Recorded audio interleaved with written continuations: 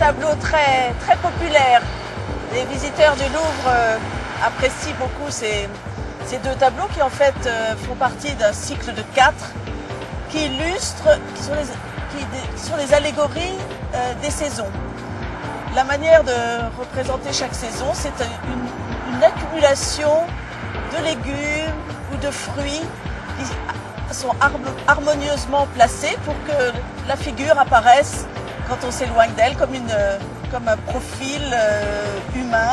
Donc nous en avons sélectionné deux qui sont l'hiver et le printemps.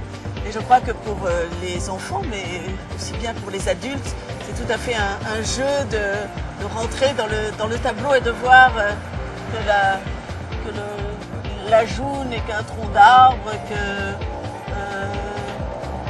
il y a des feuilles, des feuillages, des fruits qui représentent donc ce vieillard que représente l'hiver, tandis que le printemps lui-même est symbolisé par des fleurs de toutes sortes. Regardez l'oreille qui est une rose, des pétales qui représentent les yeux, le col, cette espèce de col typique des collerettes que l'on porte au XVIe siècle, qui est une sorte de couronne de fleurs.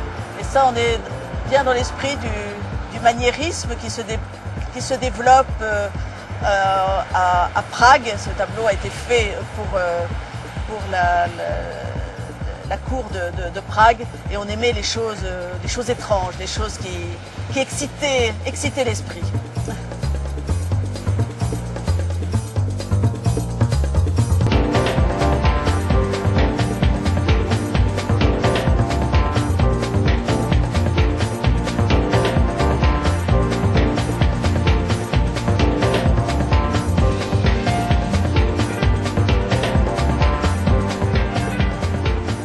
C'est un des plus beaux tableaux de l'école espagnole, du musée du Louvre, j'allais dire du monde même.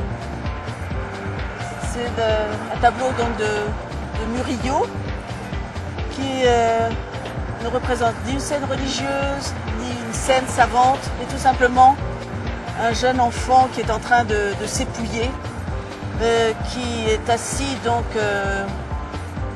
au pied d'un mur. Ce qui est tout à fait frappant, c'est le traitement de la lumière. Nous sommes sur la Rambla, donc on peut parler du soleil, une espèce de rayon lumineux qui sort donc de cette fenêtre de pierre toute simple et qui donc fait surgir cet enfant d'un ensemble presque monochrome, un lieu sans identité. Par contre, il y a au pied quelques éléments très réalistes qui sont liés à la nourriture, à l'eau, vous voyez, qui ont une approche presque symboliste. Évidemment, c'est un tableau d'une grande sensibilité à l'égard de l'enfance, mais aussi sensibilité à l'égard de la pauvreté. Donc c'est un tableau très, très fort sur le plan du langage, de l'expression.